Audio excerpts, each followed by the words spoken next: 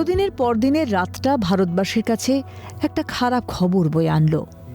বয়সজনিত কারণে অসুস্থ ছিলেন দীর্ঘদিন ধরেই। ২৬শে ডিসেম্বর রাতে ৯২ বছর বয়সে শেষ নিঃশ্বাস ত্যাগ করলেন মনমোহন সিং।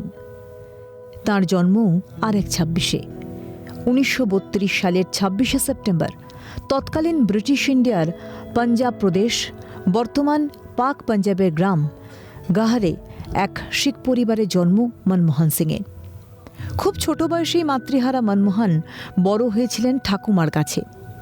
ছোটবেলায় উর্দু মিডিয়ামে পড়ার ফলে উর্দুতে বরাবরই সরগর ছিলেন মনমোহন। পরবর্তীকালে নিজের হিন্দি বক্তৃতা কখনো উর্দু অথবা তার মাতৃভাষা গুরমুখীতে লিখে নিতেন। দেশভাগের পর প্রথমে হলদওয়ানি এবং পরে অমৃতসরে চলে আসে তাঁর পরিবার। পাঞ্জাব বিশ্ববিদ্যালয় থেকে অর্থনীতিতে স্নাতক এবং স্নাতকোত্তরের পড়াশোনার শেষে কেমব্রিজ বিশ্ববিদ্যালয়ে উচ্চশিক্ষা লাভ করেন। দেশে ফিরে পাঞ্জাব বিশ্ববিদ্যালয়ে অর্থনীতির অধ্যাপক হিসেবে যোগ দেন। ১৯৭২ অর্থমন্ত্রকের মুখ্য অর্থনৈতিক উপদেষ্টা হিসেবে যোগ দিয়ে প্রথমবার কেন্দ্রীয় সরকারের হয়ে কাজ শুরু করেন। ১৯৭৬ অর্থমন্ত্রকের সচিব পদে যোগ দেন।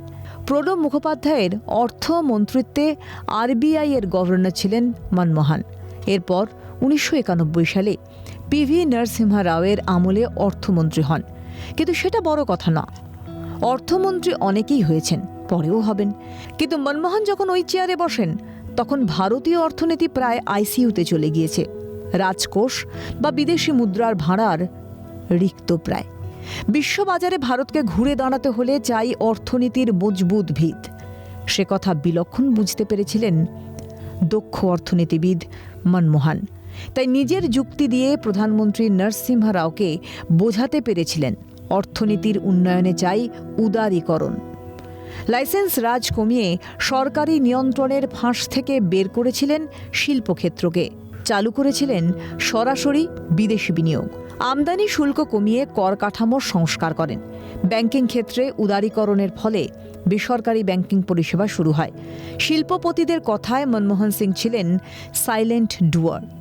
প্রধানমন্ত্রী হিসেবেও মনমোহন সিংয়ের অবদান অনস্বীকার্য। গ্রামীণ অর্থনীতিকে চাঙ্গা করতে ১০০ দিনের কাজ বা মনরেগা প্রকল্প চালু করেন মনমোহন। যখন ভারতবাসী পরমাণু শক্তি মানে বুঝত শুধুই হিরোশিমা নাগাসাকি, তখন আমেরিকার সঙ্গে দ্বিপাক্ষিক অসামরিক পরমাণু চুক্তি স্বাক্ষর করেন মনমোহন। বিশ্ব অর্থনীতিতে ভারতের আজকের যে অবস্থা তার ভিতটা তৈরি করে দিয়েছিলেন মনমোহন সিংই। ক্যালকাটা নিউজ।